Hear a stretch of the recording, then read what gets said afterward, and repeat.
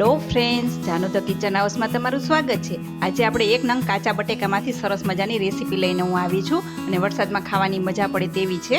અને હજુ સુધી જો તમે મારી ચેનલને સબસ્ક્રાઇબ ના કરી હોય તો મારી ચેનલ તમે ખૂબ ઝડપથી પહેલાં સબસ્ક્રાઇબ કરજો। તો રાહ શેની જોઈ છે, ચાલો જોઈ લઈએ રેસીપી। સૌપ્રથમ અહીંયા મેં એક નંગ બટેકાને આવી રીતના છીણીને રાખેલું છે। એકદમ સરસ મજાનું આવું બારીક ખમણ તૈયાર કરવાનું છે। હવે તેને આપણે 2 થી 3 પાણીએ ધોઈ લેવાનું છે અને એક મિક્સિંગ બાઉલ લેવાનું છે। તેમાં આપણે તેને નીચવીને એકદમ સરસ રીતે કોરું કરીને લેવાનું છે। હવે તેમાં મીઠા લીમડાના પાન છે કટિંગ કરેલા, તે આપણે 1 ચમચી જેટલા એડ કરી દઈ અને ઘઉંનો રેગ્યુલર લોટ છે તે પણ આપણે 1 કપ જેટલો અત્યારે એડ કરવાનો છે। એક નંગ ઝીણું સમારેલું લીલું મરચું છે તે એડ કરી દઈ। એક નંગ ઝીણી સમારેલી ડુંગળી છે તે પણ આપણે એડ કરવાની છે। ચીલી ફ્લેક્સ છે 1 ચમચી જેટલા આપણે એડ કરી દઈ। આખું જીરું છે 1 ચમચી જેટલું એડ કરવાનું છે અને 5 ચમચી જેટલો અજમો લેવાનો છે અને આવી રીતના આપણે હાથેથી મસળીને એડ કરવાનો છે। બ્લેક પેપર છે 5 ચમચી જેટલું એડ કરી દઈ। 5 ચમચી જેટલી હળદર એડ કરવાની છે। સ્વાદ અનુસાર નમક એડ કરી દઈ। 2 થી 3 ચમચી જેટલી કોથમીર એડ કરવાની છે। હવે અહીંયા ફોગની મદદથી આપણે સરસ રીતે મિક્સ કરવાનું છે।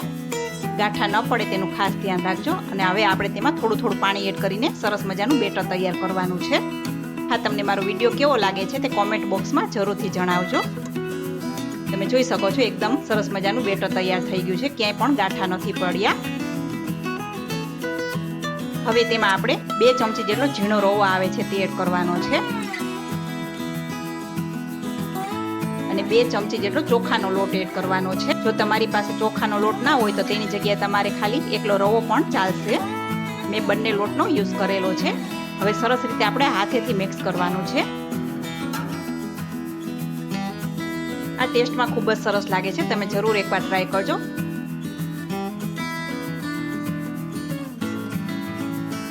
તમે જોઈ શકો છો સરસ મજાનું બેટર તૈયાર થઈ ગયું છે। હવે તેમાં છેલ્લે આપણે હિંગ એડ કરવાની છે। એનો ફ્રૂટ સોલ્ટ છે તે પણ આપણે એડ કરી દઈ 5 ચમચી જેટલો અને સરસ રીતે આપણે ફેટી લેવાનું છે।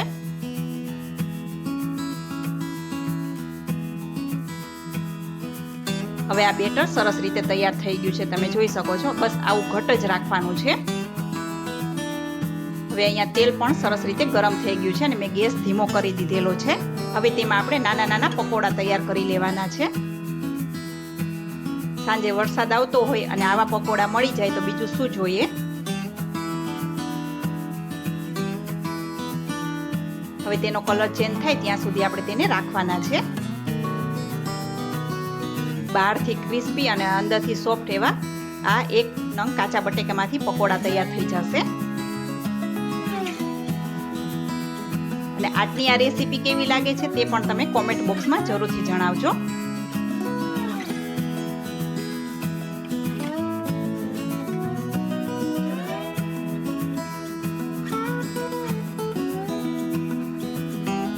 જોઈ શકો છો સરસ મજાના ક્રિસ્પી થવા લાગ્યા છે અને તેનો કલર પણ ચેન્જ થઈ ગયો છે। હવે આ ગરમા ગરમ પકોડાને આપણે સર્વિંગ પ્લેટમાં જ લઈ લેશું। જોતા જ મોઢામાં પાણી આવી જશે, તમે જરૂર એકવાર ટ્રાય કરશો। આ પકોડાને તમે ગ્રીન ચટણી અથવા તો ટમેટા સોસ અથવા તો ચાની સાથે લઈ શકો છો। તો છે ને સરસ મજાની રેસીપી। તો કેવી લાગી આજની મારી આ રેસીપી, તમે જરૂરથી લાઇક, શેર ઓર સબસ્ક્રાઈબ કરજો અને મને કોમેન્ટ પણ કરજો। ફરી મળીશું આવી જ અવનવી રેસીપી લઈને, ત્યાં સુધી આવજો।